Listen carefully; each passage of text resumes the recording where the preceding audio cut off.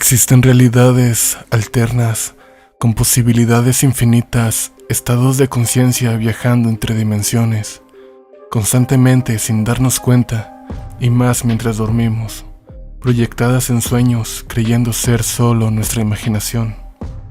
Pero, ¿qué pasaría si te dijera que son reales? ¿Acaso se alteraría tu percepción de la realidad? Pues esta es mi historia, una historia real. A lo largo de la vida nos han inculcado limitarnos a aquello que podemos percibir con nuestros 5 sentidos, pero la ciencia nos ha demostrado que hay animales que por evolución desarrollaron más sentidos, como las serpientes con visión térmica, los murciélagos con ecolocalización y muchos otros más.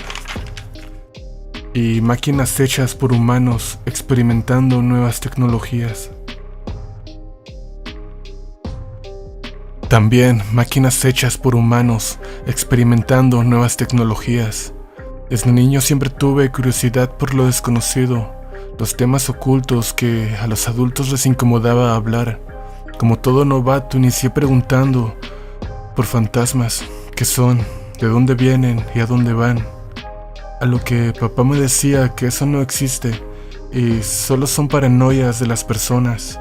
No podía hablar con él del tema, ya que siempre lo evadía, pero mamá siempre respondía. Me decía que son espíritus de personas fallecidas que por alguna razón quedaban atrapadas en este mundo. También me hablaba del cielo y del infierno, demonios y ángeles, un lugar llamado limbo, tierra de nadie, a donde van las almas y seres que no pertenecen a ningún lugar. Mi curiosidad crecía con el paso del tiempo, hasta que llegó el momento en donde ya no tenía respuestas para tantas preguntas. Por lo que tuve que buscar las respuestas de otra manera. Pero anterior a esto, mientras iba creciendo y pasar de niño a adolescente, tuve muchos acercamientos con ese plano desconocido. Al principio tenía miedo, ya que ver fantasmas, espíritus de personas muertas, no es algo común.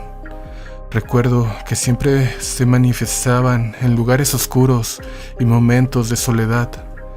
Algunos más que me marcaron fueron espíritus que se quedaron quietos observándome, con el rostro desfigurado como si les hubieran rociado ácido y derretido la piel, dejando descubiertas algunas partes de su cara y un olor nauseabundo a carne podrida. Entre otras cosas que vi, eran demonios con figuras monstruosas, cuerpos híbridos entre humano y animal, cuernos, patas de gallo y chivo, con pezuñas oscuras, dientes afilados, dedos largos como garras, bañados en sangre y un penetrante olor a azufre, como si hubieran salido del fondo de un volcán de sangre hirviendo. Y algunos estaban armados con tridentes, látigos con púas y cuchillas largas. Todo esto y muchas cosas más vi a lo largo de los años. Cuando llegó el momento, en mi adolescencia, quise saber más sobre esto, pero nunca pensé que el conocimiento tenía un precio, y es de los más caros a pagar. Empecé a leer libros de brujería, magia negra, con imágenes de sacrificios y otros rituales. No poseía los recursos necesarios para llevar a cabo algo de esto, pero sí el deseo de hacerlo. Buscando en internet sobre el tema, leí sobre sectas y pactos en donde se ofrecía el alma de alguien a cambio de dinero o poderes sobrehumanos. Yo era muy joven, se me hizo fácil contratar a un brujo oscuro para pactar con la muerte. A cambio de dinero, practicando con él, nos hicimos amigos, por lo que decidió invitarme a la secta, una secta satánica. A él le llamaban el padrino, el brujo mayor, un sacerdote oscuro con un gran grupo de personas a su cargo, quienes le ayudaban a dirigir la secta, ya que esa tenía un gran número de seguidores, personas de varias partes del mundo. Recuerdo que el padrino era una persona seria, amable, en apariencia cálida pero en el fondo frío, con una vibra oscuramente misteriosa, siempre ocupado trabajando, nunca descansaba. Platicando con él me llegó a contar cómo terminó ahí, por herencia. Su madre venía de un linaje de brujas y cuando falleció, en un intento desesperado por salvarla, Se acercó a la iglesia católica, ya saben, Dios, los ángeles, pero estos no escuchaban sus plegarias. Él rezaba y suplicaba, pero pareciera que lo ignoraron, pues llegó el momento de su muerte, como si le dieran la espalda. Tal vez por su, no sé, por su linaje de sangre corrupta. A raíz de esto, él los odió por dejar morir a su madre a sangre fría.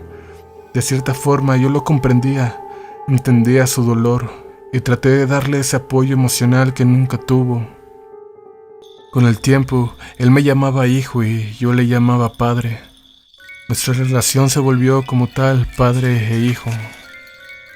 Él me instruía con sus conocimientos en artes oscuras. A cambio, yo le ayudaba con encargos que le hacían los clientes, como amarres de amor, maldiciones, dañar personas y controlar sus mentes, para que hicieran lo que el cliente quisiera. Después de todo, finalmente, era trabajo. Lo más sencillo y práctico eran las limpias. Con el tiempo me hice muy bueno en esto. Recuerdo que él me decía que yo era el mejor de sus discípulos, que estaba muy orgulloso de mí y que un día yo lo superaría. Yo le tenía afecto, pues había encontrado en él una figura paterna que nunca tuve, ya que mi padre biológico nunca estaba en casa. Durante mi etapa de práctica me topé con casos de todo tipo.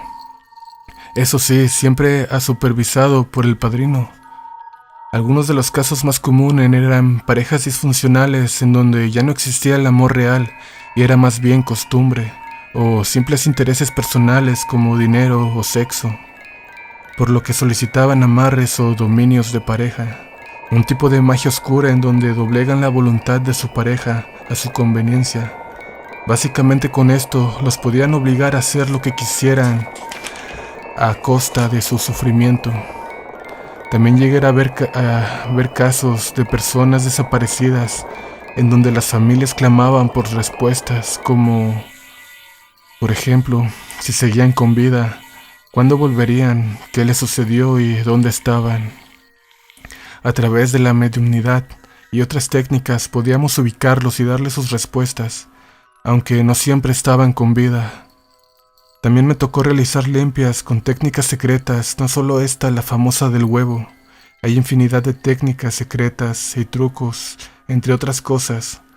Los casos más complicados, hablando emocionalmente, que me tocó ver fue de familias matándose entre sí, deseándose la muerte entre hermanos, hijos a padres, padres a hijos, tíos, sobrinos, abuelos, todos contra todos por insignificantes disputas familiares, o inclusive por bienes materiales como la herencia, terrenos, autos, casas, negocios, cualquier cosa de valor.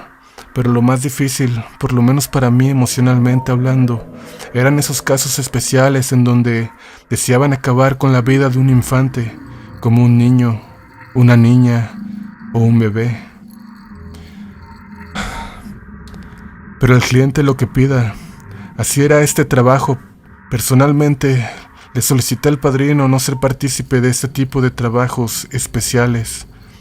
Él lo entendió y me lo concedió, a lo que no me volvió a hablar de estos encargos.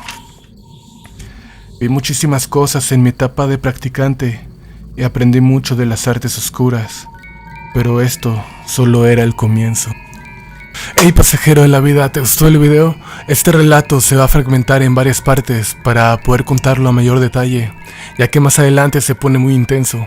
Así que suscríbete para continuar viendo estos capítulos. Y también pueden apoyarnos dándole like y compartiendo para saber que les gustó. Sin más que decir, me despido.